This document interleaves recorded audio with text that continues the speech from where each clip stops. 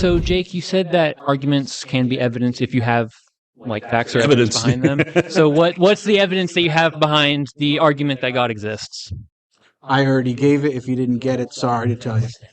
Yeah, I gave it already. You're asking the same question. I mean, there's no physical evidence that you've been able to present. It's all just been your assumption is that I need physical evidence. Do you have an argument for that? Do you have evidence for that? Well, so we need evidence to prove that anything is that exists. A scientific claim or a philosophical one? It's I would say it's scientific. No, it's philosophical. It's a philosophical claim, and yet you think that I need evidence, yet you're up here asking a question which assumes a philosophical principle which you don't have scientific evidence for. Truth is what correlates to reality. We have logical and empirical evidence. We need empirical evidence to substantiate our premises. Unless our logic is on a very fundamental level, like I think, therefore I exist, or logical absolutes, A cannot be not A, or there cannot a merit bachelor cannot exist, unless we are talking about this stuff, that logic alone is sufficient, okay, because they are very fundamental. Unless we are talking about this stuff, for all other things in reality, we need the empirical world in order to substantiate our premises. You might make a logically consistent argument upon bullshit. Let me make one. Just a cat is larger than a dog. An elephant is larger than a cat. Therefore, an elephant is larger than a dog. This happens to make sense. So a cat is larger than a dog. My first premise. A mouse is larger than a cat. The second premise. Therefore, the mouse is larger than a dog. Okay, that is me just using logic. Okay, my logic is perfect. But it's based upon shit, not true arguments. Now, how I investigate whether a cat is larger than a dog? I need to go out of my mind and see the environment. Okay, in that sense, Jake, yes, although logic is evidence by its own merit, we have logical evidence, it is part of the evidence, but in order to have strong evidence to substantiate your claim, you need to make some correlation with reality. Okay, Jake. I like Jake because he's arrogant like me. So he said, he said about this guy, an atheist punk, I don't know how he names his video. First, I don't want to. I cannot find it. Very well. Here, arrogant punk, atheist gets shut down. Okay, so that was your first attempt. Then Jake, then I will go to your debate because I just saw this debate. How you got away, my friend? How you got away? He had a debate with Aron, and I did. First time I see this debate. Wait, then we will go to your claims. But he has another cute video when he sits at Speaker's Corner. Let's see this video. Is philosophy alone efficient in investigating truth? The answer. If we exclude a few fundamental facts of reality, in most cases, philosophy alone is blind to truth. The statement I just made is true not just because it's logically consistent, but also because it correlates to reality. We have tons of empirical evidence that logical arguments based on wrong physical evidence are not true. In an entirely chaotic universe, the only true statement that we can make is the universe is chaotic.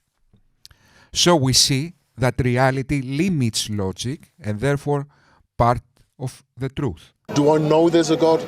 No, I don't. Do you know that there is no God? No. Then you're not an atheist. No, I am. Because I haven't had sufficient evidence. Yeah, but does that mean that you say that God doesn't exist? You don't say that. I never said that. So my point is, the term atheist or atheism in philosophy is not how you defined it. You just made that own definition up. No, I haven't. Yes, you have. I can show you the Stanford Encyclopedia of Philosophy entry on atheism, which is the standard. Theism is the proposition that God exists and not the psychological condition of believing that there is a God. Then it follows that atheism is not the mere absence of the psychological condition of believing that God exists. The A in atheism must be understood as a negation instead of absence, as not instead of without. Therefore, in philosophy at least, atheism should be construed as the proposition that God does not exist. Okay, are you done now? Okay, atheist,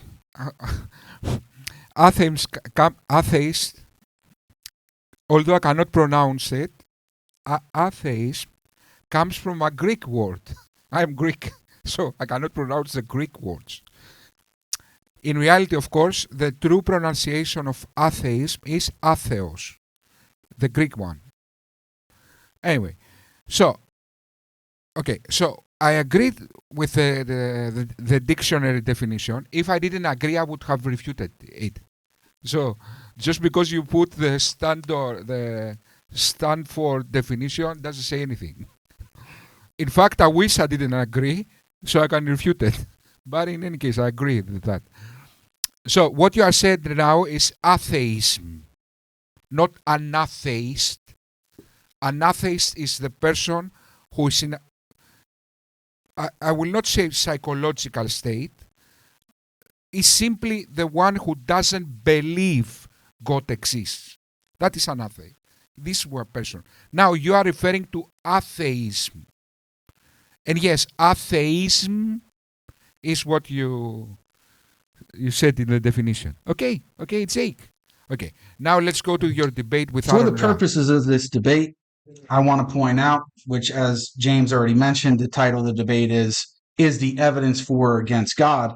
For the purpose of this debate, I take evidence for a hypothesis to be that which raises the probability of a given theory to be true.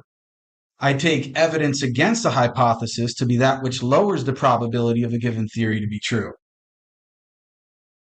So, given that I made this exegesis, and it's very significant in epistemology, perhaps it's like the most significant exegesis in epistemology, and I made it. Nobody knows it except me. Okay, so because reasonable to believe equals level of claim plus level of conviction this claim demands divided by the evidence, your probability is more significant than the atheist probability, because the level of claim you make is more significant than the level of claim an atheist makes. The level of conviction you demand is more significant than the level of conviction an atheist demands.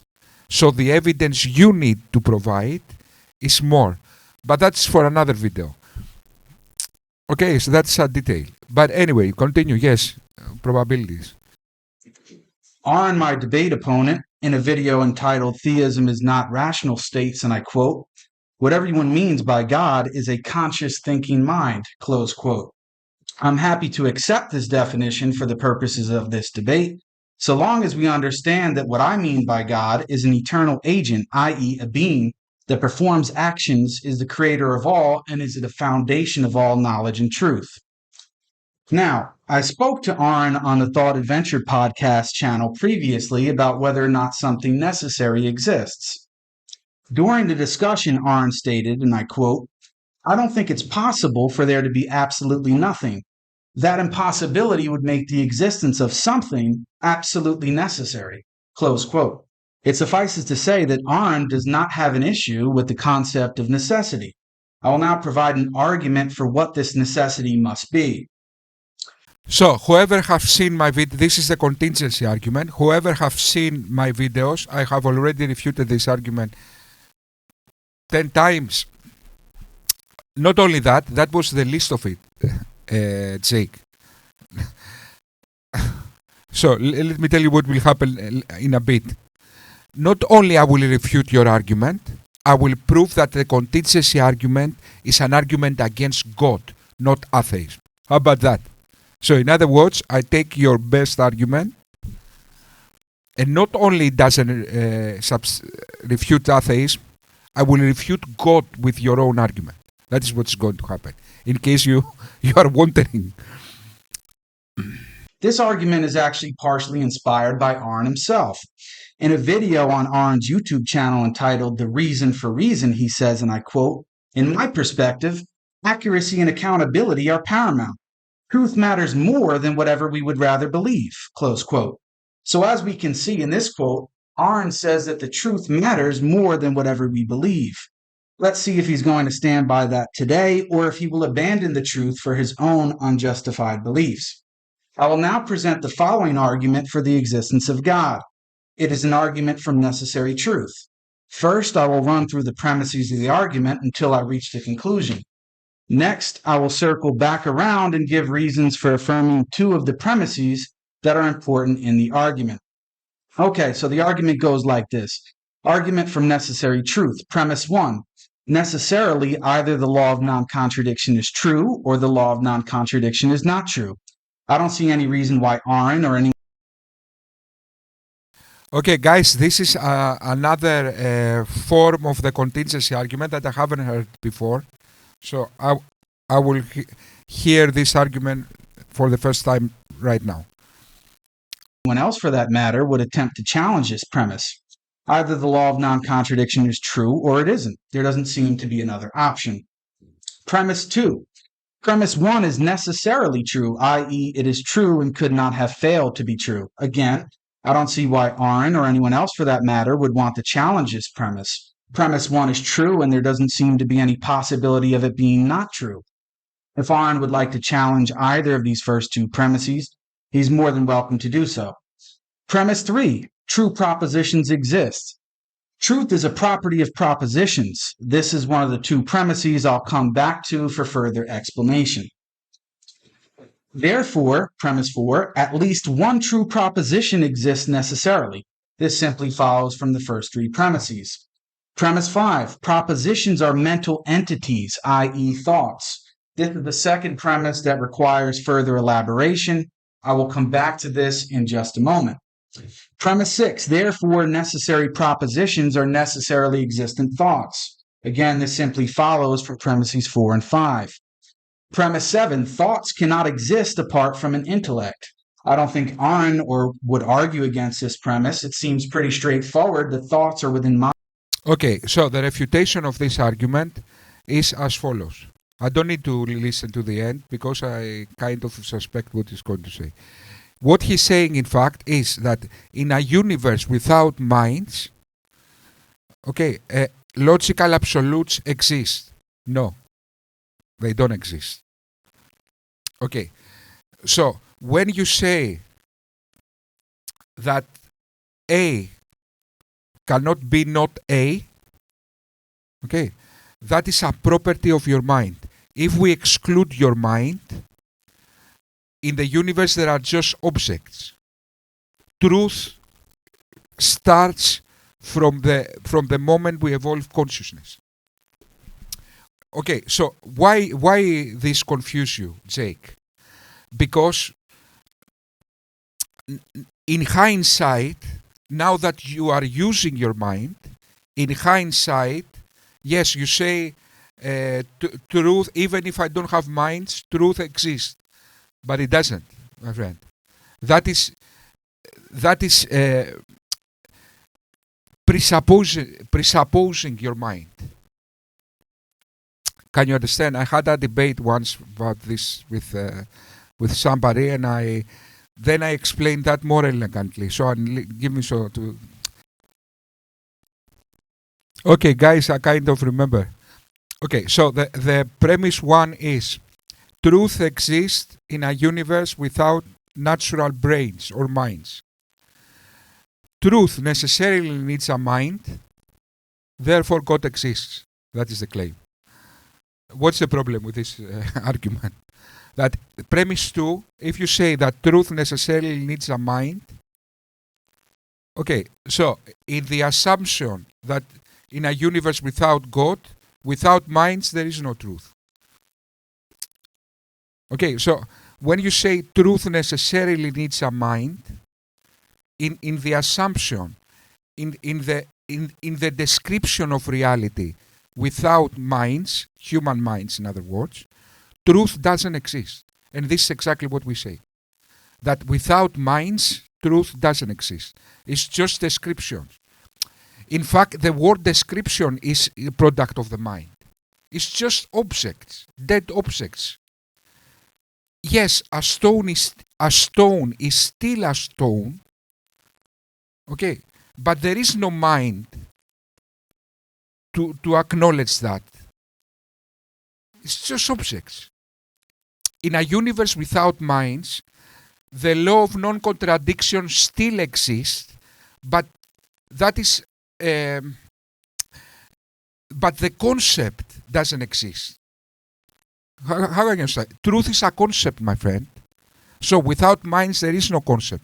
And how we know, and you agree with me, because in your premise 2, you said, truth necessarily needs a mind. So you agree with me that in a universe without minds, there is no truth. Okay? Okay, Jake. There is no need, guys, in seconds. In the first 1 minute, I destroy him. That was the end of the debate, Jake. So there is no need to go further. Okay? You are... Okay. You took your friends, the Islamists, Thought Adventure podcast, go for the other adventures. Okay, and we have time for a song. let me see if I have time. What time is it? Guys, it's 6 in the morning. Imagine the passion I have to sing songs. 6 in the morning. Let's do that. Yes, guys, I wanted to put Megadeth, and I'm so tired now, 6 o'clock in the morning. Yeah, it is not for Megadeth, so I will sing my own song, which is more calm.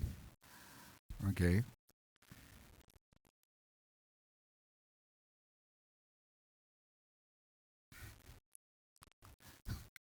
In the quiet of night, when the shadows fade, I hear your heartbeat calling my name. I'll answer my soul and find you. When the skies grow dark and the windstorms blow, I'll be your shelter, I'll never let go. Take my hand and go. Blow your way closer to my heart. You lay your bed close to my heart and in my arms. You will never be lonely, my love. Will be the light that shines the way through your tears. And I will be there to carry your tears. Break the shadows right on tonight and let it shine. And you will never feel lonely nor hide. Unleash your fire, set it into light and be free.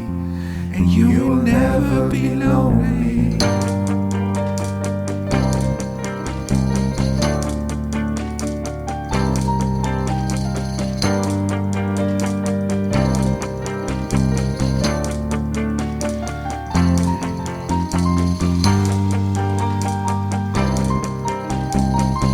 More instruments.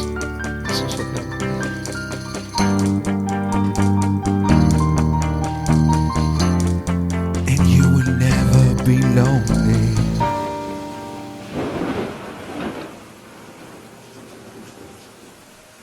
When the rivers rise and the fields run dry, I'll be the love that is holding you tight, never alone inside.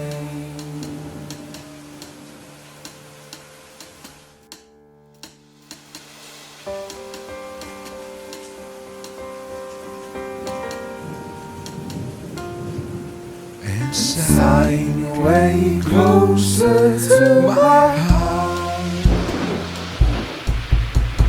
You lay back close to my heart in my arms, and you will never be lonely, my love. Be the light that shines away through your tears, and I will be here to carry your tears. Break the shadows right on tonight and let it shine. You will never be lonely or cry.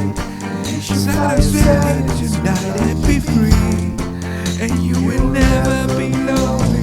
You close to my arms. You will never be lonely, my love.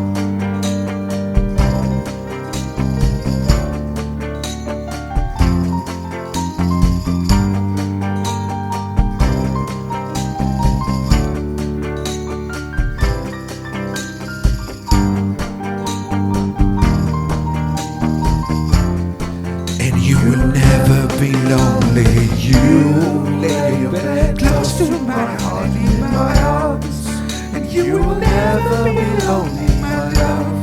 The light shines away through your tears, and I will be there to carry your tears. Break the shadows right on tonight and let it shine. And you will never be lonely or hide. You should fly yourself tonight and be free. And you will never be lonely. In the third part, there will be like a second voice. Okay, this is the best I could do. Thank you very much.